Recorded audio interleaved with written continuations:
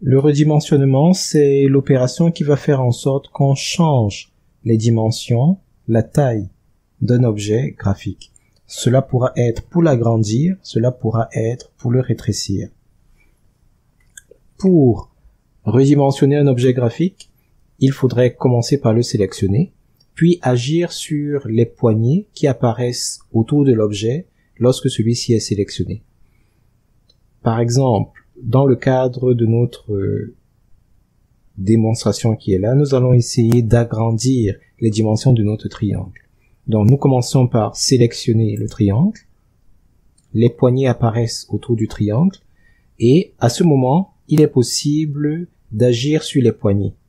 Lorsqu'on veut effectuer un redimensionnement, il faudrait que le pointeur de la souris ait la forme d'une double flèche. Pas d'une croix fléchée, mais d'une double flèche. Et en général, cet effet ne peut être obtenu que si le pointeur de la souris passe au-dessus d'une des poignées de sélection.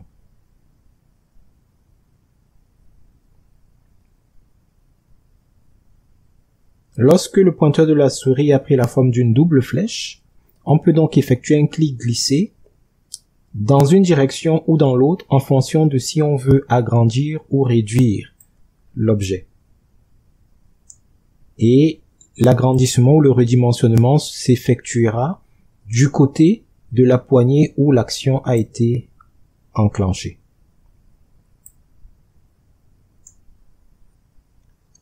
Si l'on souhaite donc agrandir notre triangle, il suffira d'agir en conséquence sur les différentes poignées.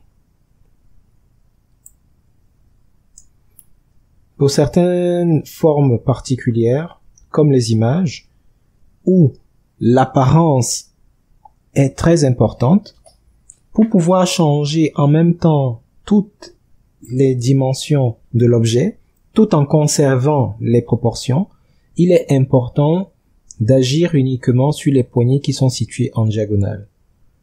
En effet, dans le cas très spécifique des images, si on se contente d'agir sur les poignées latérales ou verticales, ça va résulter avec une image qui est déformée.